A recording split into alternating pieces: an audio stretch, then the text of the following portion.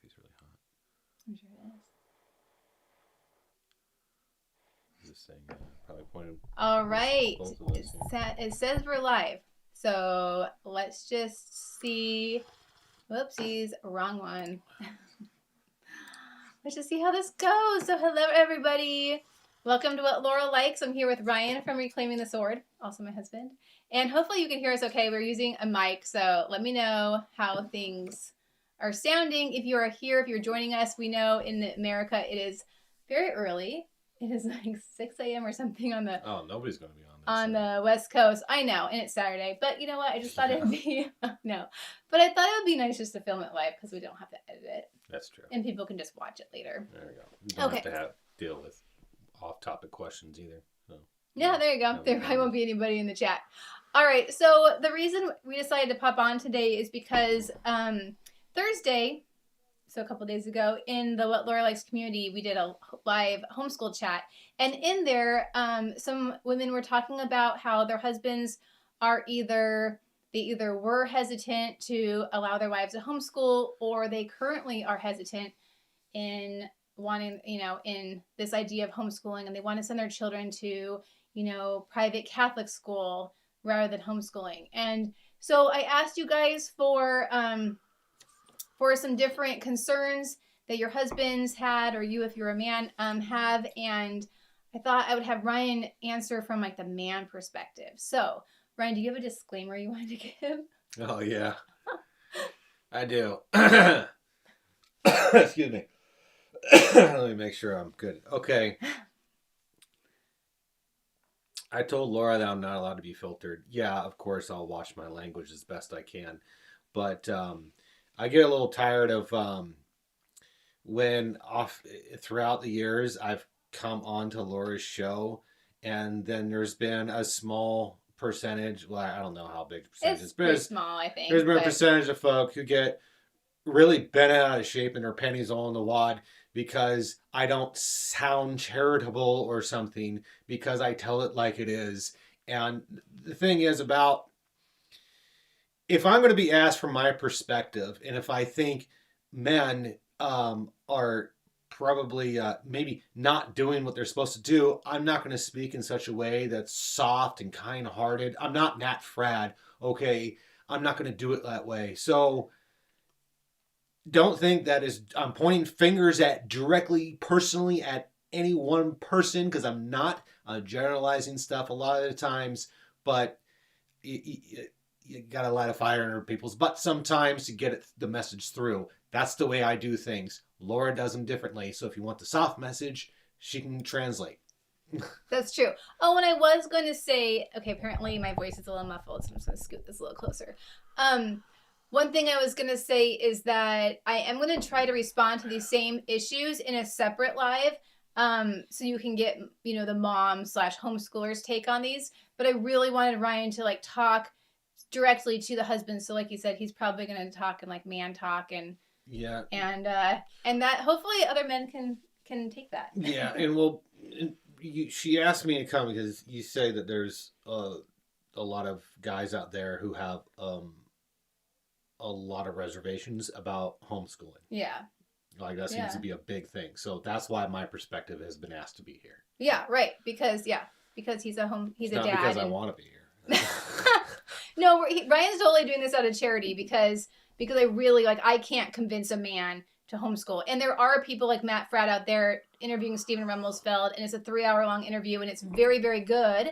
But Ryan has a different, style and way of talking. It's more soldier-esque. I can't listen to Matt Fradd. I like Matt Fradd. He does really good work, but honestly, I can't really listen to him because he's just too soft for me. So we thought we would bring a little bit more of a... Not motivating me at all. So. Yeah, you're really good at pep talks and things like that. So let's get started. So I think the biggest concern I hear for men and women and family members is this question of socialization.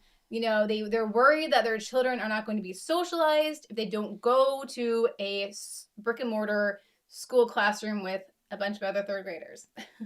Yeah. So what's your thoughts on that? Let me keep the question in front of me so I can try to remember what it is I'm talking about. You're getting cut off camera. There we go. Okay.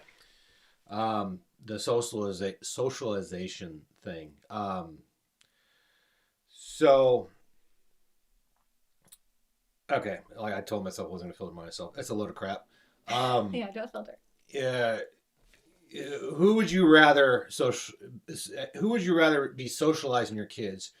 Yourself and the rest of the members of your household and your family, or a bunch of mouthy kids at a public school, even a private school, any of those institutions.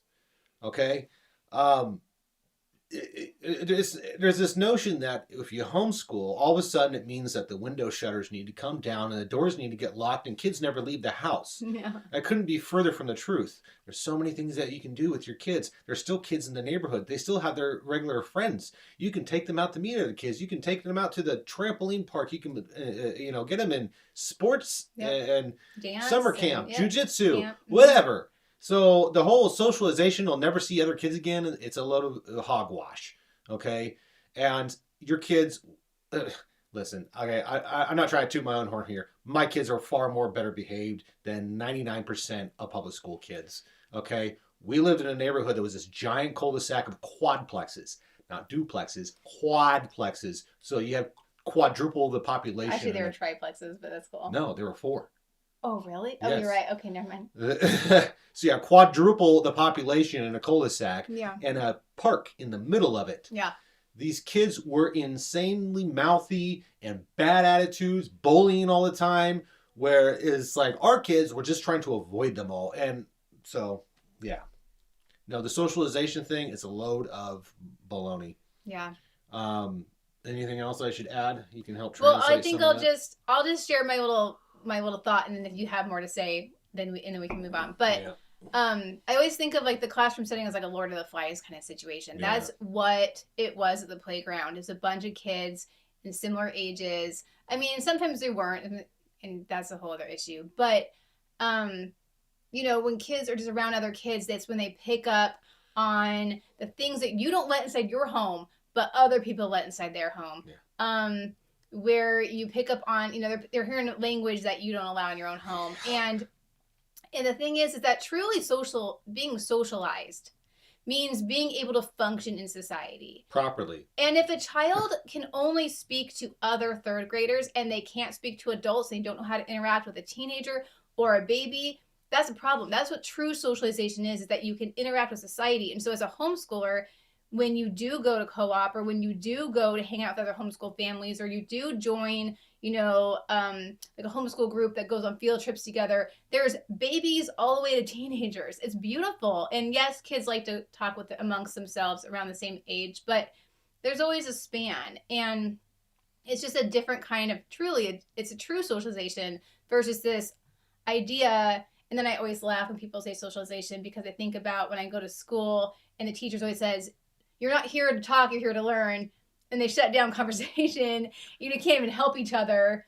So, and then, if you're really, so I was actually reflecting a lot on my childhood today and being a more timid, quiet child. And my 3rd grade year, I didn't have any friends. I just had an imaginary puppy. So I was in school and I was in school and it wasn't like anyone was my friend just because I was in school. And I never learned to come out of my shell because I was in public school. If anything, I actually stayed in my shell longer because there was a lot of fear involved for me in the whole school system. That's a whole different topic. And I'll talk about that more in my own channel. I remember being in public school too. And I can't say that there was any benefits of socialization because I went to public school. I wouldn't say that I was less mouthy, had less attitude, and had less weird social, anxieties because of it. And here's something that I hear commonly. I hear all the time. And I remember hearing it when I was a kid too. Homeschool kids are weird. Oh, yeah. That is another question. Yeah. Hold on. Well, first of all, now that I've seen both sides of it, I think public school kids are weird. Okay? So, for instance, no, I shouldn't say that. It's too personal. Okay. But people have a hard time socializing with our kids because they're weird. Our kids think everyone else is weird. because like I've said a million times, they're mouthy, they're out of control, they don't have any discipline, they don't respect authority. Oh You yeah, know, that's an interesting one. is so. So honestly, and I remember hearing it when I was a little kid. We would be like, "Yeah, they're weird because they're homeschooled because they weren't conformed into our institutionalized lifestyle They actually were like that had nice. no discipline in the They, first place. They were they were quiet, nice and quiet. children. We Yeah. had a guy. I remember when I was in the early years of me being in the army. The this one soldier got in trouble. I was like, "What did he get in trouble for?" And I don't remember what it was, but they told me, and it was like, "Yeah, he's weird because he was homeschooled." Oh, and I didn't know that about him. I'm like, "Oh, I guess that makes him weird." Then we were Clay was still a baby. I think Oh we yeah. hadn't started the homeschooling yet. Yeah. And I was like, "Oh, well, I guess that's why he got in trouble then because he homeschooled." I didn't get it, but I was just like, "That's the dumbest thing I've ever heard." Yeah. I was like, "He's a grown man. He's just." Was an idiot and he got in trouble. Now he's got to mow the lawn for 2 weeks. I know, and the thing is, they like to blame, you know, it on being the homeschooler, but it's like we all know plenty of weird kids in public school. I mean, I think there's more of there's personalities, there's home environments, there's just temperament. We've all been to public school. I assume there's a lot of weird kids in school. We all know that. Yeah. Sometimes we've been the weird kid. Yeah. Yeah. Whatever. Okay, moving on. I feel like I had something else to say, but that's okay. I'm going to forget it for now. But I do like Heather's quote. She says, "Forced association isn't true socialization." Bingo. Yeah, that's a good one. All right, so I guess kind of within. Oh, this kind of ties into in socialization is this idea of homeschooling with a small family. And what I wanted to. So you skipped number 2. No, I'm right here. Oh. So what I wanted to say. Yeah, I'm still number 1. It's going to take a while. What I wanted to say with this small family thing is that when you keep your children home, or when you bring your children home and you stay as a family unit, there's this really beautiful cohesion that happens where your children are like really in each other's lives continually. And whether you have a small family or a large family, they're experiencing their childhood together, and they're not breaking away constantly to go to different places and different classrooms and different teachers and different friends, and kind of getting pulled away from the family unit. And so what I see from my own kids is they watch each other's back. They love playing with each other. They constantly are creating new things. Neil just made this, took clothes and made an astronaut, and somehow they taped it up to the wall. And Chloe made a face. They're so creative, and they just play all day together. It's kind of always been a big thing with me too, is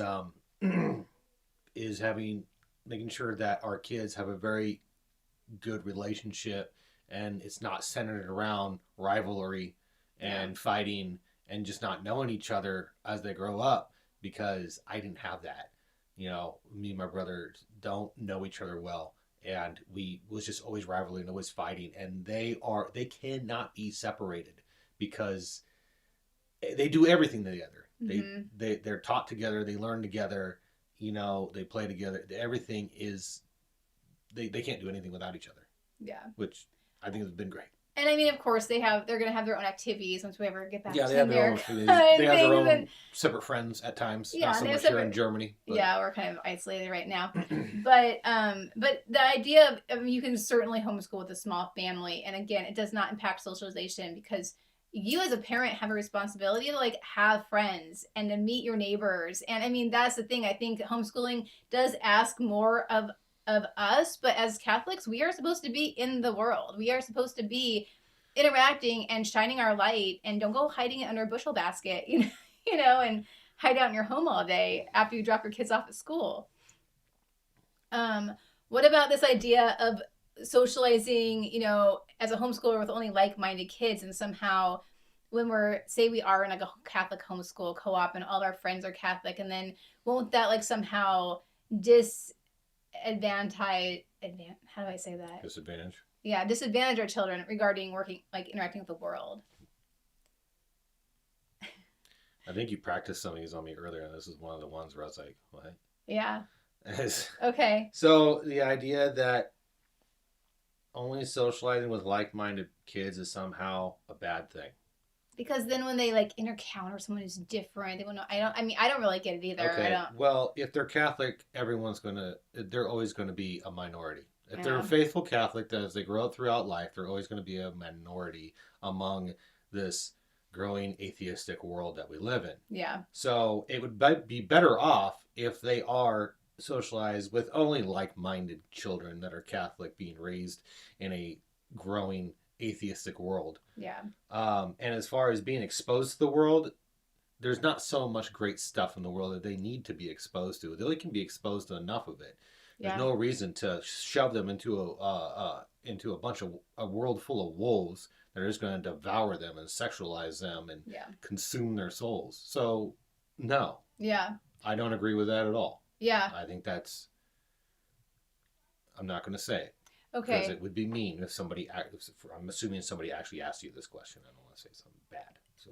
They did, but what I was going to say is I love your sentiment is exactly what I heard Dr. Ray Guarendi, who's a child psychologist, said, is that there's this idea right now where we think we have to throw our children into society because they're going to learn about it anyway. So the younger they learn, the more prepared they're going to be. And Dr. Ray is like, that makes absolutely no sense. Children should be sheltered. They should be protected. They should be allowed to have a childhood. We talk about that a lot, like allowing our children to have a childhood and not the weight of the world be on their shoulders at such a young age. And when they go to school, whether it's private or Christian or Catholic, they're going to find out about the world because we could skip ahead to this part, but we got non-Catholic teachers teaching in Catholic schools. Yeah. And for several decades, I have Archbishop Lefebvre's book, A Letter to Confused Catholics, which was published in the... I'm sure the 70s, early 70s. No. It was, really? Early to mid-80s it was published. Okay. And he speaks of it then. It was a problem then in France that you had Catholic schools where none of the faculty were Catholic. Yeah. And it's a problem today. Look up in Canada where you have a bunch of these Catholic schools that are waving gay pride banners all over the place. Yeah. So you're still taking a risk with that. I mean, if you're going to go that route, you better really know the school. And the curriculum. And the curriculum. That's something that we get questioned on all the time here in Germany. How do you know you're doing it right? How do you know that the curriculum is right? Well, how do you know that the teachers that teaching your kids are doing it right? Do you even know the curriculum that they're teaching them? I bet you don't. And have you actually observed a classroom? Right. I can observe everything from my kitchen table. Yeah, from the kitchen table. I was going to say from my couch, but while I'm at the kitchen table. Yeah. So I know exactly what's being taught. I know exactly what's going on. I know exactly what kind of education my kids are getting. And I can tell you right now, from what I see going on around the world, especially in the United States, and Canada, is that we're doing a far better job than they are. Yeah. End of story. Yeah. You have a question here from Joey about, do you think homeschooling is better than going to a Christian school? And I would say, first of all, yes, hands down. Second of all, if you mean Christian as in Protestant, then definitely. Then yeah. Because again, we have this issue of what's it called, indifferentism? Yeah. Where we treat Catholicism as just one of many, and we're all Christians, kumbaya, ecumenism. That's not Catholic. It's not Catholic to think that way. That is a heresy. It is a heresy. And I'm not gonna say it. Okay, and it's something to really be aware of. And in Catholic schools in America, most of them are using a secular, the same textbooks as the secular public schools. The only difference is there's a religion course, and you go to mass once a week. And the person who teaches religion has to be Catholic. But then again, what kind of Catholic are they? Are they actually catechized? Are they following all the teachings of the church? Are they following all the moral teachings? Or do they secretly support abortion or use contraception? Yeah. We don't know. They go around, don't even tell people they're Catholic. They just say they're Jesuit, which is usually a warning sign. That's a whole different thing. Move on to number 2. Did we already do number 2? Or do Teachers are educated in teaching our kids. Well, here, let me ask it because you're just reading it. So this argument that moms can't teach as well as the teachers in public or Catholic schools because they don't have the education, they don't have the experience, they don't have the familiarity with the curriculum. And so therefore it's better for the professional. We hear this all the time in Germany. It's better for the professional to teach the child because, how else are they going to learn language? Really? That's all they care about. How are they going to teach languages? They're shocked if your child hasn't learned 18 languages by the time they're 5. All right, so am I being asked a question? Yeah, so I want to know what your thoughts are.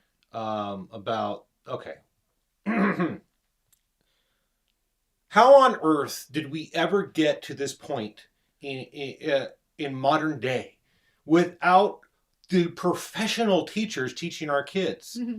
I mean, since when did we stop with considering ourselves, the parents, as being the experts in what's best for our kids and how to educate our kids? Yeah. I don't know when that stopped. All of a sudden, we just kind of blindly give it over to the experts because they got a piece of paper that they hang on the wall that says they're smart enough. Laura, I have a paper. what's your undergrad?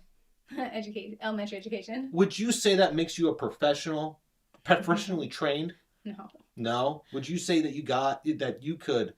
that helped better prepare you to be an educator at home? Maybe a little bit. A little bit. Okay, all right, a little bit. But not really, because I don't really use any of those philosophies because I'm a Charlotte Mason homeschooler and I had to teach myself the philosophy of Charlotte Mason. I've had to teach myself her pedagogy and all the ways that Okay, she so basically believes. it was a crap education. So, and here's the other thing. Where are they getting educated? Well, they're getting educated in the liberal indoctrination system, which is called college. And what are they teaching them nowadays? Well, they're teaching them to groom your kids to, take cross-sex hormones and explore their sexuality at 3rd grade. And if you want to know a little bit more about that, I have a video about it it's titled Men and Porn. And I tackle for about 10 minutes in there the sexualization that starts at a very young age in public schools. Yeah. So these teachers are not professionals. Okay? And if you're an educator yourself, I'm not pointing a finger directly at you unless you're one of the ones doing this crap. Then it's your fault. But if you're not, you're just trying to do the right thing. Good on you. But you know what the problems are in public education. And it's not parents pulling their kids out of the schools, because we've been doing that for centuries before we started giving them up to these institutions. Yeah. And so far as I can see, things are not getting better. Yeah. This idea that you have to have a professional to teach doesn't really make any sense, because first of all, I sat through 4 years of undergrad in teacher training, and it's a bunch of theory. And then, if you get your master's and you spend some time in the classroom, but again, it's just dependent on who your principal is and what the pedagogy of that school is. And really, teachers over time develop, just like the homeschool mom, develop and grow and find out the best way for them to teach using their personal gifts and talents towards these kids. But the difference is that when you are mom and you have your children in front of you, first of all, you know that God gives you the grace to do this. And second of all, you know your kids. So I know when my kids are struggling. I know when they're succeeding, and I can gauge all that. And I mean, I don't know. I love the fact that my kids don't have homework, that we don't have to have homework fights. Yeah, we all know we don't homework have sucks. to Nobody likes taking homework. We don't have to have teacher fights. We don't have kids coming home crying from school because so and so, did this or that, and having questions about, why does Tommy now call herself Christina himself? It's just, life is a lot simpler. I mean, I could go on and on about the benefits of homeschooling. I have videos on this, but yeah, this idea that teachers are somehow professionals, and when you get into the upper grades, you can find, the curriculum, there's just this gamut of options, and there's always options that will teach your children for you if you can't figure it out. And a lot of, students can really learn at some point once you learn how to read, you can teach yourself. How do you learn? Do you remember your 13 years of school? Or do you learn, because you're going on YouTube and you're reading books and you're teaching yourself, right? Do you remember anything from your years in school? Can you ask me to be more specific? I'm just saying, do you think you've learned more since you've left school? Yeah. And taught yourself? Yeah. Versus all those years? As soon as I got out of high school and I had that short period in community college, mm-hmm. I learned way more of the scholastic part of my brain that I wasn't getting utilized in school. Yeah. Ever. Yeah. I spent most of my days outside the classroom because I got kicked out a lot. They thought I was too stupid, so they'd kick me out, put me in the retard class. And it was called the alternative class, Uh-huh. And I never learned a thing. Yeah. Well, I guess you have a unique except for situation, no, public school is garbage. Yeah. I went through public school, and of course, I just taught myself to take a test. I got all A's, but I dumped it. So, we sat down to learn history, and I'm learning history through the story of civilization with Tan, And I'm like, oh my gosh, I actually love history. It all is making sense now, but I'm learning it in a Catholic way. I do In remember a some history timeline. classes, though. You do learn, yeah, I do history remember classes. some history classes because I like that. Yeah. Yeah, a little bit of literature, not very much, though. Oh, literature, yeah. Next one. Okay, what about this idea that children will be too sheltered and they won't learn grit? Because, when you go to school, you're faced with all sorts of obstacles and you're alone, your mom and dad aren't there, and you have to kind of work through these trials and struggles by yourself. And it gives you grit, right? It teaches you grit. Let's go with the sheltering part. Children will be too sheltered. Yeah. What exactly is so great about the world out there right now that they need to be exposed to? That's my first question. That's my answer to it with a question. Yeah. Because unless you just have you got your head, you've been buried. You got your head under a rock for the last few years. There's really not much out there for kids that they shouldn't be sheltered from. Do you just let them watch any TV and all TV and surf the internet however and whenever they want? If you are, you need to check yourself as a parent because there's some messed up crap out there that all these kids are being exposed to constantly. Disney said so themselves. They inject LGBTQ agendas in all of their children's programming because they're trying to make little minions. So, yeah, they'll be sheltered. They'll be sheltered in the proper way, in a prudent way. Right. Not learn grit. There's plenty of helicopter parents out there that don't homeschool. So, that's all on your parenting style of how they learn grit. I mean, do you want them getting in fights at school? I don't think that's something that's going to help them learn grit. I could probably count on one hand how many fights I got into from the time I was in kindergarten to the time I was in high school. All right. That's really not all that many throughout the years. And most of them were just pushing matches. I don't think any of them really taught me grit. Maybe one time when I finally laid a good punch on somebody, it built up a little bit of false confidence. But it didn't build grit. You can send them to jujitsu classes, and that will build grit for sure. Because, I mean, I don't know if anybody's done jujitsu or any kind of martial art. That's going to help build your grit. You're going to get hurt. You're going to be sore. You're going to be, fighting with other people in class. I'm not trying to kill each other or hurt each other, but there's plenty of ways to build grit. You can still sign them up for sports, and they're going to get a ball lobbed at their face, and it's going to hurt. That'll build grit. Okay, getting teased by bullies, getting harassed by teachers. That's not a proper way to learn grit. That's just a ridiculous argument, in my opinion. Sorry if that offends you. I'm sorry. That's okay. People aren't gonna get offended. Well, whoever asked the question. Well, no. What my thing is I'm trying to be an asshole.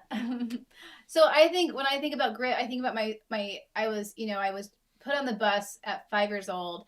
And I was this little tiny timid thing, and I had to navigate school. I didn't even know where my classroom was, and I was talking to Ryan about this because I did develop grit. I can do a lot of things on my own. I've never had anyone helping me with applications or just really any of that kind of stuff. I've always had to teach myself. And so, yeah, it does teach you survival skills in the world, right? I had to learn how to survive in school and thrive in school. But the counterpart of it was I was always afraid. I was always afraid of failing. I was always afraid of not getting on the bus on time. I was always afraid of being late for class and everyone's eyes on me when I walk in the front door. I was afraid of not being able to find my backpack, of not being able to find my classroom. I mean, I lived in fear as a child, and it was this underlying anxiety mixed with perfectionism, which I've still battled to this day. And I was I just was pondering, I wonder if I had been in a safe and warm environment, if I would have been able to flourish in a different way than spending about 8 to 10 hours of my day with this underlying fear and anxiety. Right. That because I wanted to do everything perfect, because I wanted to please a teacher, because I just didn't want to get anyone mad at me. Me, it was a little different. It was kind of the same, but a little different. It makes me emotional. Was that I was so desperate to have friends, I would have done. I did anything to have friends. I spent because after my parents divorced and then we moved to a new city, which was Lake Oswego, Oregon, which if anybody from Oregon, they already know. Okay, it's the biggest. It's one of the biggest yuppie towns in Oregon, Oh, like us, we go, yeah. and the kids are products of their parents. Even today, I could tell, like when my younger step siblings were going to school, I could see it still, like the snotty, snooty attitudes of these kids and their parents. So I couldn't make any friends when we moved there for 2 years. I was so lonely, and Yeah. I did anything to make a friend, and that habit, well, that became a habit, and that's what led me to start going down a road of doing drugs and doing all kinds of other illegal stuff, doing whatever felt good and this and that, and just gave myself up to the world. Yep. To make myself happy. Yeah, I was So- gonna say the worldly side to homes, like to school, whether it's private or public, is very much there. It's like a near occasion of sin, because I remember I was really quite virtuous until, I mean, not perfect, of course, but until 7th grade. And I started getting picked on the bus, and I started swearing, like the F word, like hardcore swearing, like a sailor. Like when Ryan met me, I swore like a sailor. And I Cuss more than I do. yeah, I did. I don't do it anymore, but Only recently. Last okay, couple I years. stopped in the last couple of years. A lot of prayer, a lot of confession. But the thing is that I did it as a survival mechanism, because this girl on the bus was just hounding me. She was so mean. And so once I started swearing, it was like she backed off. Like, oh, you're cool. Okay. Cool. And so it was a survival thing, but it opened a door. It opened a door to worldly stuff. It's like, what other things do I need to do in order to survive? And my focus turned away from God and onto the world, because you're just surrounded by the world. Even in a Catholic school, these kids that are in a Catholic school with your child are not necessarily Catholic. And even if they're Catholic, we all know that a lot of Catholics, especially today, are Catholic in name only. They're not truly, what are they called? Chinos. So, and so I don't know. There's just things to think about when you have your child, your little, especially for dads. Like, you have this little girl or a little boy, and they're so sweet, and they're so innocent. They've been home, and you've been engaging with them every day, and then all of a sudden you're like, well, but they have to go to school, and it's just like you're like feeding them to the wolves. That's how it feels. And like for us, we didn't plan on homeschooling. What happened was we knew we didn't want to do preschool. Kindergarten came when Ryan was going to be in Jordan, and it was full day kindergarten, and we didn't agree with that, because I did learn in my public college education that children, that's pretty hard on a kid, all day kindergarten. And so It's ridiculous. and so we kept her home. And then when it came to 1st grade, thankfully we were getting out of the army, we were moving, and I'm like, I'm not going to put her in 1st grade for 3 years. So then I had me as a mother, even though Ryan was like, we're just going to take it year by year. And I'm like, oh, okay, we're just going to take it year by year. But then, of course, once I finished her 1st grade year and we moved and we were, settled, all of a sudden it was like, I'm going to do this forever. And he's like, well, I mean, not high school. And I'm like, no, I'm going to do this forever. And that leads to another good point, because I think that's one of your questions. Yeah, because one of the things that I didn't realize was a concern for him was this idea that if I homeschool through high school, I'm never going to go use my degree. I'm never going to get to be the lawyer that I don't know why I put quotes around that. The lawyer that I went to law school to be. I was going to be a mediator and help save families and help parenting plans and pay off that debt. Yeah.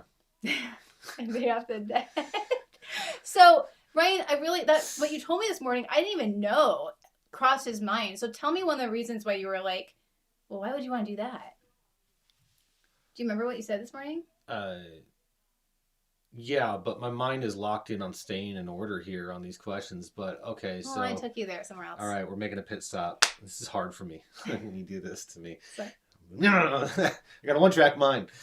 All right, so no, I don't really remember too well. All right, I'll just answer for you. No, because okay, that might not be my words. What I'm saying is I don't really remember the situation where this actually went through my mind. Okay. But what I explained to you earlier was we're programmed through leftist indoctrination, through public schools, through media, that if you don't go out and work in the widget factory and be your own woman and independent, and you will not be fulfilled and you will not be free, and I'll just be holding you down. Uh-huh. It's that, and I always equate the left with the devil anyway. Yeah. So that's the devil, the left, whispering into your ear, which is all that pre-programming stuff that they had in there, even though I know that's crap, because then I'd be like, wait a minute, that doesn't make any sense. If that was true, why would she be wanting to do it? Yeah. Yeah. And you're just like, I just want to be a regular traditional mom. And that was so relieving in the first place. It was just like, that's exactly what I want. But you know, been programmed in my mind that I'm not supposed to want that. That's me being a male chauvinist or some bullshit like that. So, yeah. That's so interesting. Yeah. I don't know. I thought that was really interesting. And it went from taking it year by year because I was unsure of how long that we could keep this up. And then I do have concerns about what's going to happen when we get to the more advanced stuff when they're in high school. But I know you'll figure it out. I'm not concerned. That's the thing. I know you'll figure it out. Yeah. You know, I know that I can figure out some stuff, but you know. The kids still want you to teach them about communism. I know. I have to make a whole presentation for that in order to Dad's properly translate that to them, I know. that's really difficult to try to tell an 8 and a 10-year-old or 11-year-old. She's almost 12. Yeah. Anyway, so yeah. Okay. There you go. I mean, that was the next one. It was concerns about wife working. Yeah. Okay. Well, so here's the other thing. Concerns about my wife working. Yeah, that's all pre-programmed shit that's been into your programmed into your head since you were just yay tall. Okay, that's what we all get told from the media. That's what we all get told when we're in school. And if you're yay tall nowadays, you're definitely getting hammered with that all the time. Yeah. Okay, it's baloney. Your wife, it was made not to go work in the widget factory so you can, I don't know, pay for more stuff in your house, have the extra car, and feel like, well, she's an independent woman, we're happy when we do everything equal.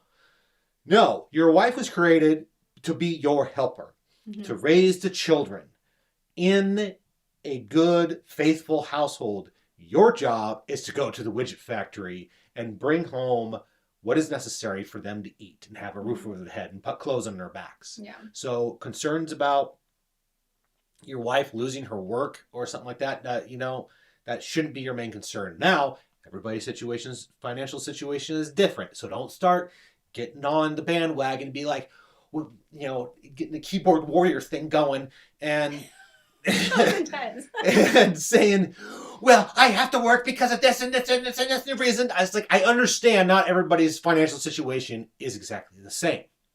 But Father Rip Perger says it best, okay, in one of his many talks that is on Sensus Fidelium, which is, if it is simply to pay the bills to keep the lights on, the food in the fridge, and the roof over your head, that's one thing. Mm-hmm. But if it's so, you can keep paying for the extra car payment, or buy the new car, or get more stuff, or just stay in the bigger house that maybe you could downsize, then it's not an excuse. Yeah. At all. I'm sorry. And I don't like getting into people's personal choices with their finances and everything. Yeah. But I'm not trying to point the finger, but maybe just look into the mirror, reanalyze what is important when it comes to those things in your wife working. Because honestly, she shouldn't be working. She should be raising the kids. Yeah. Yeah. Well said. I don't have anything to add. I could, but I'm not going to. Okay, so then I don't know if this has anything really to do from your perspective, but I'm just going to raise it in case you had any thoughts. There was one person saying that she thought her husband was concerned about her keeping up with the housework, the other aspects of her duties, because we can put our kids in school and then moms, oh my gosh, I can't imagine how beautiful our house would look. I would probably be sewing all day, and our house would be spotless, but it's not. It would be like a museum. But it cold, dark, and you're not allowed to touch anything. I know. I think I probably would get kind of neurotic if you guys were always gone and I could just clean everything. But I mean, there's days where dinner's not quite ready. There's days where we were where's my underwear? there is days where, because I'm homeschooling or I'm homeschool planning, other things fall apart. So, like, what is your thoughts on your as a husband to that kind of comment Whether of, or not that mom is going to have time to do all the other stuff, yeah, do all the other stuff? she'll figure it out. Okay. You figure it out. Yeah, I do most of the time. Yeah, I figure it out. Yeah, and he does help. It's like a little bit, but You figure it out. yeah, I got a question for you. yeah. How much time do you spend per lesson? How much time do you spend on a normal work day, on a normal school day with the kids? With the kids, about 3 hours. 3 hours. Yeah. How much time do you spend prepping? Well, I mean, I'm supposed to be spending a lot more time right now, but I mean, I take Okay, the summer off. on a good day. What's On like once the summer's over. okay? Typical. How much time do you spend prepping? Not what you're doing right now. Well, I shouldn't have to spend more than like 10 minutes prepping because I've. How much time do you spend planned. finding the curriculum? Well, that's fun, but like I don't know, an hour. I mean, Okay. I don't know. The thing is You can spend less time than a public school teacher does, and you give them more attention. Yeah. Than a public school teacher. Oh yeah. Does. Okay. Yeah. So, and you still find, and so it seems to me that you still have enough time to do the cooking, the cleaning, and the laundry. Yeah, pretty much from 1 p.m. to 6 p.m. or 7 p.m. That's free for me to schedule out to do all my other duties. And Chloe's practically doing home ec all the time because she's your little helper now that she's getting older. It's so amazing. There's continuous education right there. Yeah, it's pretty awesome. I asked him to clean. So yeah, I really don't see it as an issue. Again, it's a lot of me dying to self and having to persevere in fortitude. And the other thing is, like, anytime a dad has a concern about any of this, I feel like there's this fear element where they're imagining a future without God. Like, they're not assuming that through prayer and grace that their wife is going to be capable of doing this. Which makes me sad, because I feel like if you're trying to homeschool and your husband's not supportive, I mean, I don't think Ryan was super involved when I first started. You know, I would show him like that Chloe could learn to read and things like that, and it was hard because Chloe has some dyslexia issues, and so actually reading was really, really hard. But I don't know. I just feel like I don't understand why husbands wouldn't give their wives, who they love and cherish and vowed to honor, to like give them a year. You know, just to 1 year, just to like try. You're not going to kill your child's education in a year. Like, no, the last 2 years your kids have been on Zoom. So yeah. And the other thing is, like, if you are in a public school, I've heard of families who, you know, like, they say the teacher goes on like medical leave and they have a substitute for like the rest of the year. Just think if that child had been homeschooled, they would have made huge leaps and bounds compared to a child being in public school having substitute after substitute after substitute all year because they're scheduled teacher. This does happen. And it's like, the rarity that you get the substitute that was a really good educator. That's true, too. You wish that they were every teacher. I know. I had a couple of really good substitutes, but not often. No, it's very rare. All right, I think we're almost done with the questions. There was one about, we're going to skip this one because you had already addressed it in the beginning. But just this idea of like kids would like school better. And I don't know if this is this idea of a kid actually has a preference and you're trying to pull this kid home, but they're like, but I love school. But you're like, I don't want him to be in school anymore. Or this idea that you just think your child would like school better. I don't know. I mean, I think there's parts of me that always worried Chloe would enjoy school, and somehow I've kept her from that. Yeah. Sure. They would enjoy school better because there's so much temptation in school. All right. You get a lot of joy out of having lots of friends, unless you're the one that doesn't have any friends. Yeah, I know. Then you dread going to school every day, and you have stomach aches when you have to wake up the next morning to go. Yeah. Like I did when I was young. And then if you are like me, you're going to tune everything out. And unfortunately, the kids are a lot like me, especially Chloe. Just going to tune everything out. You're going to tune out all lessons and activity at school. Because you're too focused on the social stuff? Because you are unhappy, you hate it, and well, no, but we're assuming that she's happy and she loves it. Okay, assuming that she's happy and she loves it. Yeah, okay. They'll like it because it's very worldly. And we all know the worldly stuff is very attractive. It's fun. It makes us feel good. But there's a lot of temptation in there, in the worldly stuff, that's not meant for our souls. And young kids don't really know how to properly combat that stuff. Yeah. I'm almost 40. I'm only just now figuring out how, Mm-hmm. I don't want my kids to be in their late 30s finally figuring out how to combat all the temptations that they've fully given themselves into throughout the world, starting from a young age in public school. Yeah. The last thing is you are the parent, so the kid doesn't really get to decide whether or not they like school or homeschool better. That's a good point. Yeah, I say that a lot too. Yeah. It's not up to them. It's up to you. You're in charge, not the kid. Yeah. So it shouldn't even really be a question, well, the kid likes school better. I understand. It's like, well, you want them to be happy. I get it. I want my kid to be happy. There's a part of me that wishes they could just go to a normal school and they could experience some of the things that we all experienced when we were younger. Mm-hmm. But I look at what's going on now, and I look back at what seemed like the seeds of it when we were kids. Yeah. And it's completely out of control. I would never throw my kids into a lion's den like that. Yeah. Yeah. You know what hasn't been brought up, but it's an interesting thing that does get brought up once in a while. And I'm just going to see if you have any thoughts. But sometimes I get this idea of like, well, because our society is so messed up, we need to send our children to public school, especially like high school, to be the light. Because there's so much darkness that our kids could go in and they could be the light. They could be another Jesus. And like, I certainly have thoughts, and I kind of cringe when I hear that, but I don't know. Like, do you have thoughts about that? Me? Yeah. Okay, because you're looking at the camera. Oh, sorry. I thought you were asking me. Sorry. They're not ready for that. Yeah. That's it. They're kids. Yeah. They're not ready to. They can do that when they're older. You can do that in college. Yeah, maybe. Rather than they not even go to college, because college is a waste of time and money. Listen, you know your kids better than I do, and we know our kids better than they do.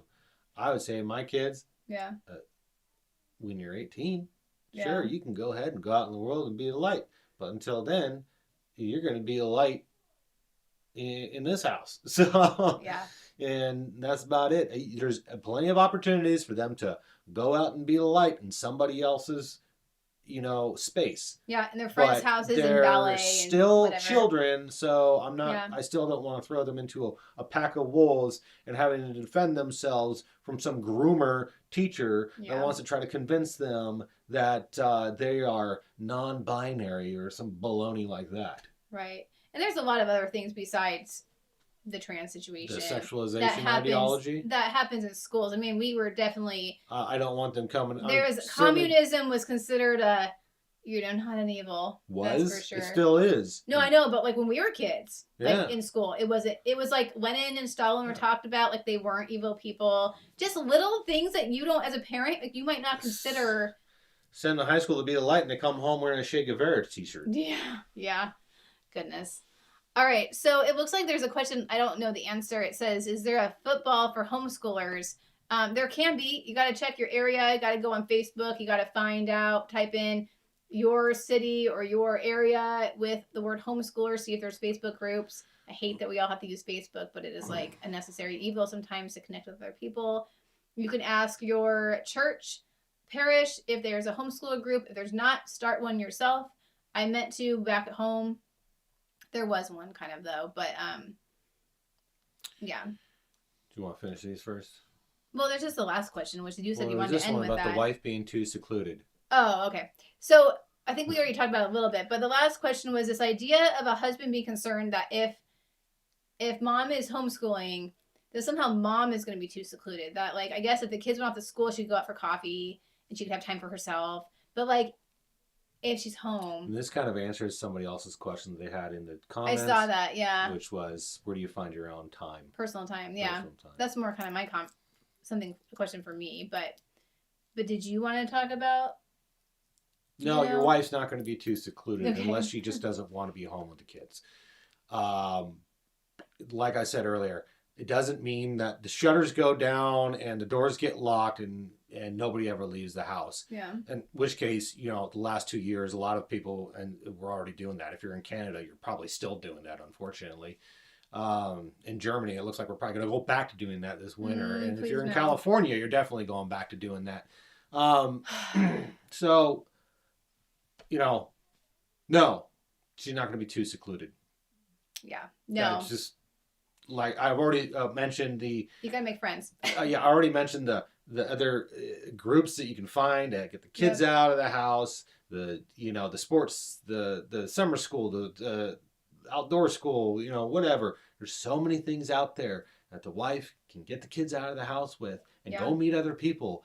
No, and I guarantee you, your wife, and I'm talking to the guys, your wife will be far more fulfilled being the being a leader in this household than being, the subordinate to somebody else out in the widget factory. So, or like, I can't imagine. So I just feel like for me, like if my kids went to school, my stress level would be through the roof all the time because you'd be dealing with teachers, you'd be dealing with other parents. You try to go join the PTA, and you got this like dynamic of like women and just we're not meant to be. I mean, women in general just do not do well with each other in like some kind of hierarchy situation because we're just really not meant to. That's not where we were made. We were not made to be like running things together. Yeah. We're made to be our husband's helpmate. I mean, God made, it's just so simple. It's like God made Adam. This is very good, gave him all the creatures, go name everybody. And man was alone and, and God's like, oh, it's not good for man to be alone. The doorbell rang. I'll be right back. Okay.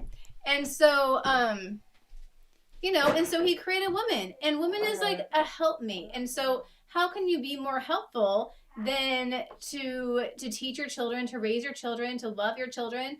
I guess I can answer, Kimberly, I can answer your question really fast about like personal space. I mean, I guess I've always been home with my kids. So I don't know anything else besides what is currently, was it a package or something else? A package. Okay. And so I think the idea of needing personal space is just something you have to carve out for yourself. And this is what, I mean, it's a whole other topic, but this is how you teach your children the habit of self-discipline, the habit of patience, the virtue of patience, self-discipline. Charlotte Mason calls them habits, but this idea that, our children do need to respect that we need personal space, and you as mom just insist on it. I just say, I'm not, and I've even heard funny ideas like mom puts a blanket over her head or a funny hat on. It's like, when mom wears the funny hat, you are not allowed to talk to her, Or you can make your children go play in their rooms and literally be like, from 1 to 2 p.m., you guys are not allowed to leave your room. Yeah, or go outside. But when you send them outside, they come back in. Yeah. It's not really true. Because like my friend got like 45 minutes alone to homeschool plan today. And I was like, I've never really gotten 45 minutes because my kids always come in and out.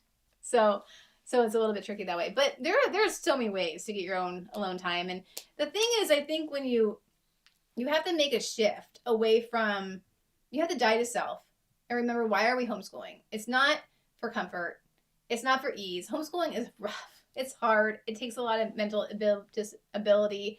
But I'm homeschooling because God called me to homeschool, and I have to face my maker. I have to face him when I die and go to my particular judgment.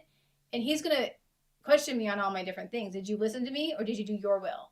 Did you take the easy path, or did you take the narrow path? And so I just know that when I homeschool, I am able to present ideas to my children, and they, based on what their vocation and their future and their purpose in life is, they will take in what I present to them in their own unique way. And I'm not presenting I'm telling you, like 90% of the day in a public or private school is wasted time. It's just transitions and nonsense and disciplining. My kids are just getting ideas and truth and beauty and goodness all day. And I'm weaving in the faith into everything. And it's beautiful. And they take what they need, what God asks them to take in, and they leave the rest. And that's okay, because that's how we learn too. If you go read Archbishop Lefebvre's book, are you going to remember every single thing? No, you're going to remember the first couple of... But you remember that one point, right? about that you mentioned Oh yeah, earlier. And maybe little that tidbits. It just bugs me that I can't remember things like other people remember things when they read a book. That's like verbatim to them. but you Whereas know me, what? it's like God made that way for you. I'm So. like challengingly paraphrasing stuff. So I feel like the saint that wasn't so smart in the Oh yeah, Saint story. Joseph. No, not that one. Oh, not that bad. Not that bad. The one that was with Saint Hyacinth, and I can't remember what his name was, but he wasn't very smart. He wasn't very quick-minded, and Saint God, John Vianney was that way too. God, yeah, Saint John, John Vianney was that, but God gave him the grace to be smart in other area, to be smart eventually. So because he kept praying for it and praying for it and praying for it. You are smart in so many ways. No, I just wish I could read a book or remember it like Meteor Man.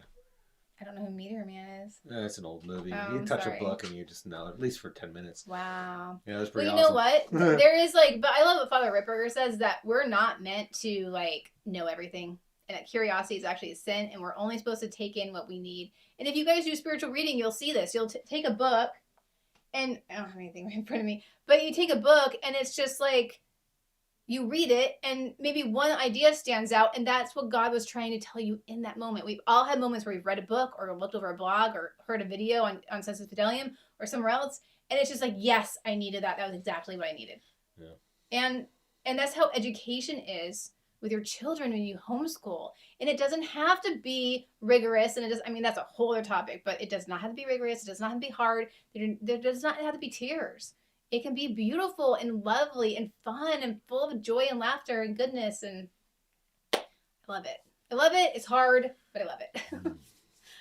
Any other questions, you guys, for us before we head out? Because it's been... what to do about extended You wanted family. to talk about that at the end. Oh, you want to do it now? I'll do that right now, and then we can talk. You can answer the questions you got. Well, I already did. I think we're good. There's a few comments here that... So... Well, you want me to ask the question? Go ahead. Sorry, I interrupted you. What do I do about extended family who questions what we're doing? All right. So what I was gonna say was, you start doing this. If you start doing it, or you already have been, you already know, you are going to be, interrogated. There are going to be inquisitors out there who are going to inquisit you all the dang time, and they will test your kids. What have you been reading? Oh, really? What was it about? Hey, how's your math doing? Yeah. Oh, really? What's 5 times 5? Yeah. Oh, really? Oh, you don't know that. Oh, can you read this? Can you try to read that for me? What's that say? They'll do it, and it's annoying. Family it's does it too. It's weird. I don't know about you, but when somebody puts me on a spot, I blank out. That's this is probably the best I've been in front of a camera without a script in a long time. I don't know why. Maybe it's Grace. Well, we forgot. I'm going to say it's all the fumes that I got in the garage got me a little high, so I must. I don't know, but yeah, the kids get put on the spot and they'll kind of blank, or they will just feel uncomfortable, like because they'll know they're being interrogated. They're like, "What? This feels weird." And they don't want to answer school questions, And I know, like, who wants to be quizzed by grandma? Remember what happened when you come home from school and your mom or your dad say, "What'd you do at school today?" Nothing. Yeah. What'd you learn? Nothing. Nothing. It's the exact same thing. So yeah, your kids are going to, people are going to do that crap. Yeah. And if you happen to be like us, living in Germany, and it's not even illegal here, it's so foreign to them that they would look at you literally sideways. Like that, without the neck crack. Sorry. Like, well, what about the language? They'll be like, I'm still laughing about that. What about language? Yeah. Like, well, that's not really a priority for us, and they don't get it because they're in the middle of Europe. They're surrounded by all these languages. I understand, but in the United States, we have Canada to the north, and then you got Mexico down to the south. So basically, you can learn Spanish if you want, but that's not a requirement, I'm not going to go to Mexico anytime soon, so. Yeah, so, yeah, it's not really the hottest travel place. No, I mean, it is for some folk, I guess. But, anyway, yeah, they interrogate and they ask us, well, how do you know that your curriculum's even right? And it's just because they have a different mentality here in Germany. It is the Cindy. It illegal. is illegal. That's what I. It's really, really If I didn't sad. say that, that's exactly what I meant. It is illegal. That's why they have this mentality here in Germany that everything that is produced by or under the state must be good. Yeah. And just.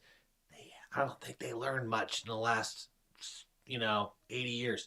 I'm just saying, they have a really long history of being under the thumb of their government. And it's just very strange to see that mentality still kind of there. Mm-hmm. It's just like, why do you trust the state to raise your kids so much? It's just like, why am I not qualified? It's very odd. Anyway, you're going to get that. Your family's going to do it to you. Your friends are going to do it to you. Perfect strangers are going to do it to you, whether you live in Germany or not.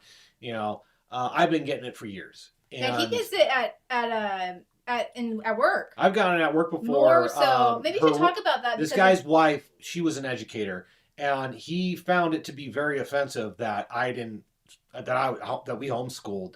Like, he got mad. Like, just straight up mad, like yelling and screaming about it. That was bizarre. About how terrible homeschooling is. And it was just like, all right. And I was a specialist at the time. Okay. And he was a warrant officer. So I'm just like, okay. Yes, sir. I was like, okay, chief, whatever you say, Yeah. Anyway, yeah. So. Yeah. It is interesting, and I have been put on the spot by Germans, and I kind of muddled my way through it, and I was kicking myself afterwards about, I should have said this or should have said that, or I've had opportunities to share, the why, and then I come home and read Charlotte Mason's words, and I'm like, I could have said all some sort of things, but the thing is that you don't have to defend yourself. This is your decision between you and God, and if you mention God, usually people will shut up. Yeah, or if she brings up her undergrad, I usually do that. That usually shuts them up. That's an easy out for us. I usually do that just to get people to shut up, even though I know you don't really use your undergrad for this at all.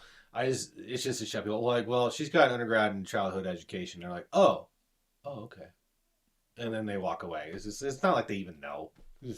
Yeah, so it's an interesting dynamic and part of it. I will say though that as you homeschool. And as your family, it might take a few years, but they see that your children aren't turning into weirdos. They see that they actually are learning how to read. Yeah. They see that they're actually really joyful, and the thing polite, respectful, respectful, obey authority. Yeah, well, mostly.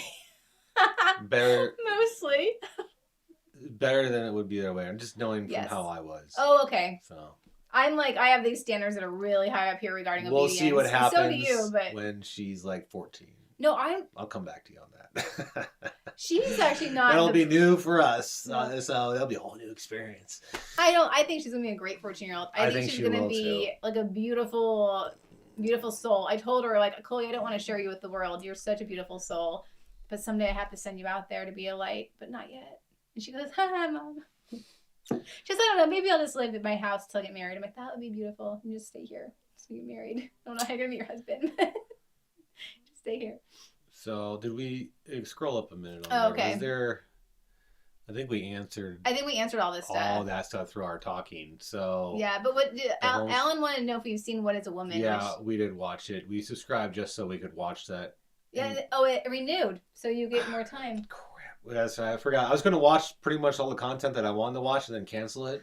Yeah, and then the next time something comes up, then we'll pay $14.99 because I don't really. It's just $14. It's straight. I don't want to pay that much money for anything. Yeah, we watched it. It was probably one of the better documentaries I've ever seen. Don't tap. A few of their other documentaries that are out there that they have on that Daily Wire channel that are really not that good. That one was the best. It was really cool to watch them. Just Matt, what's his name? Walsh. Watch Matt Walsh just like, get these people to willingly, pull themselves into their own insanity. It was the professor that got angry because he wanted him to describe what a woman was because he was a gender person, an expert. I've met plenty of people like that. It was so funny. He was just like, well, why do you want me to define it? I've met so many people like that in college. Yeah. So and I've met college kids like that because I've done a lot of odd jobs and stuff like that. a lot of low skill jobs throughout my life, and you always get a college kid who comes in there for the summer that talks just like that. It's so annoying. And plus, I went to college, and it was just like I was surrounded by people like that because I was a freaking theater arts major, so I was in the thick of it. Yeah. I um, still love. Okay, well, that's a whole other. We can talk about hello from Canada, the police state. Poor Canada. I'm sorry, Alan. I feel so bad. And America is, I feel like, is always like just a stone throw away from being just like that right now. It's frightening how bad it's been getting. I've always listened to alternative, news radio. I always listened to Rush for years. I listened to Rush, and I was a truck driver for a while too. Mm-hmm. And I always see I could just see this kind of stuff coming from Canada. See the things that were happening in Canada and in the UK. Mm-hmm. I could just see that we were just going downhill. But Rush always said it's not time to panic. Don't panic yet. Now he's dead.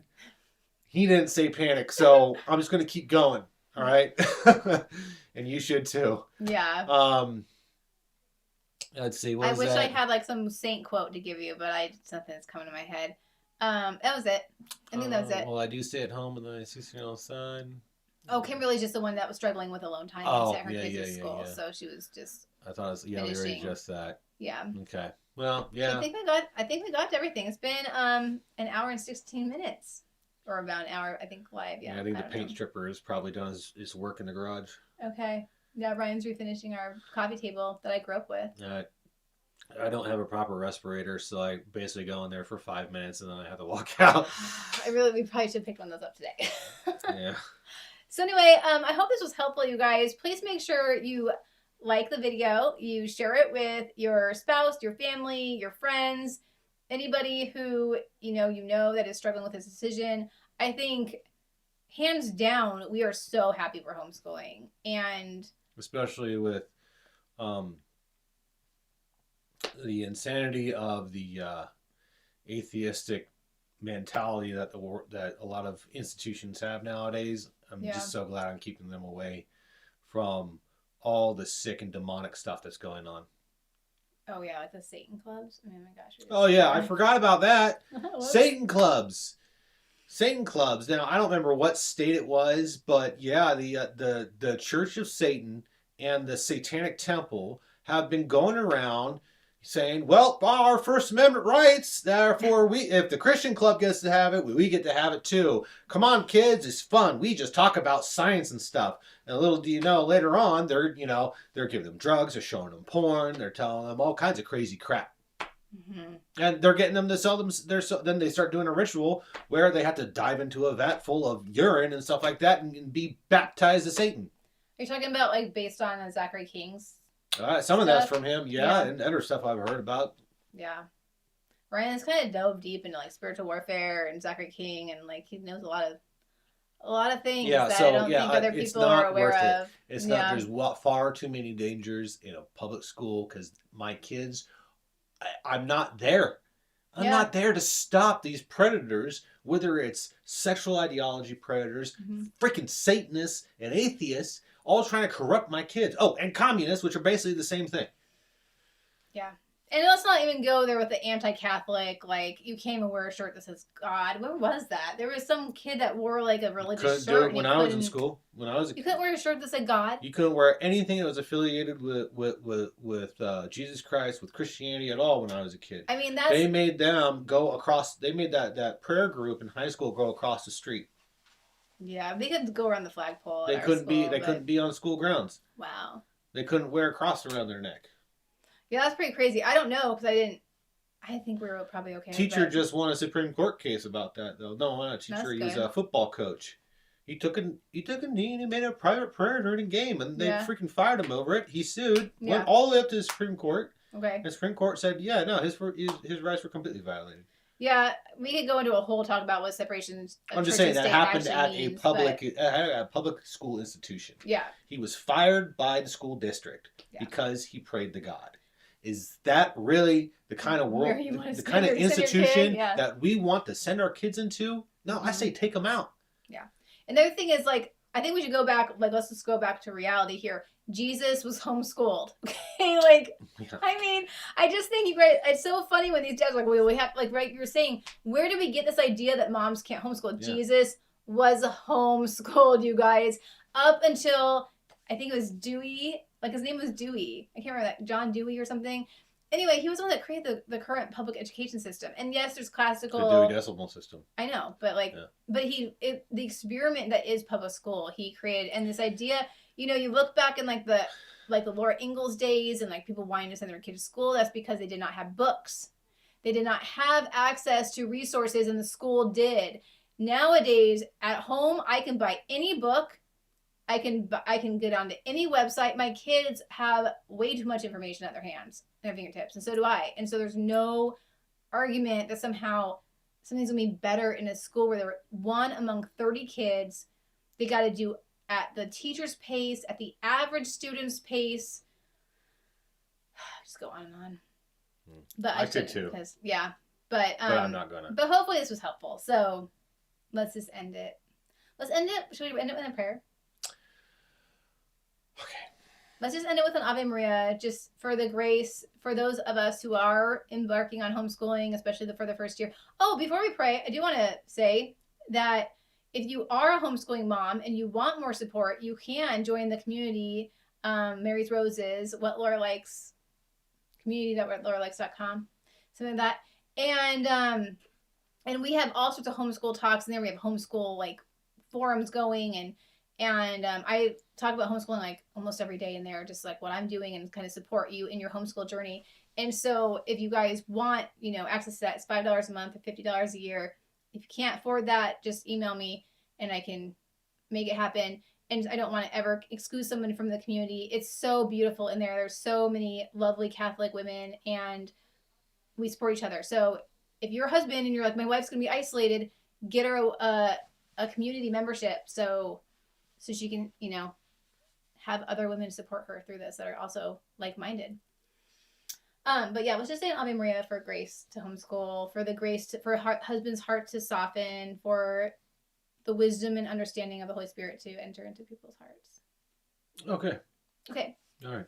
In Domine Patris et Filii et Spiritus Sancti. Amen. Ave Maria, gratia plena Dominus tecum, benedicta tu in mulieribus, et benedictus fructus ventris tui, Iesus. Sancta Maria Mater Dei, ora pro nobis peccatoribus, nunc et in hora mortis nostrae. Amen. In Domine Patris et Filii et Spiritus Sancti. Amen. All right. Last, Erica said this was helpful, so that's good. And what is Amy saying? My son is already doing better with his math since I started working with him than he did all year in public school. Awesome, Amy. Awesome comment to end the video with. All right, we're going to get off so this can upload so that other people can see it. Again, like, share, subscribe if you haven't already. Go check out Ryan's channel, Reclaiming the Sword. He mentioned the P word. Video has a whole section there about the indoctrination in schools if you want to learn more about that. The porn word. Yeah. The P word, porn. Okay. Thanks. Yeah, it's titled Men and Porn. Men and Porn. Yeah, okay. I talk a lot about the sexualization of schools in that one. My channel is on pause at the moment because I don't want to make any videos. Because it's summer. It's summer. I had my folks visit. I want to spend time with the kids. I got other things I'm working on too. So yeah, I'll get back to it though. Yeah. I've already been discussing with Laura about some things I need to start sitting down and writing about. So.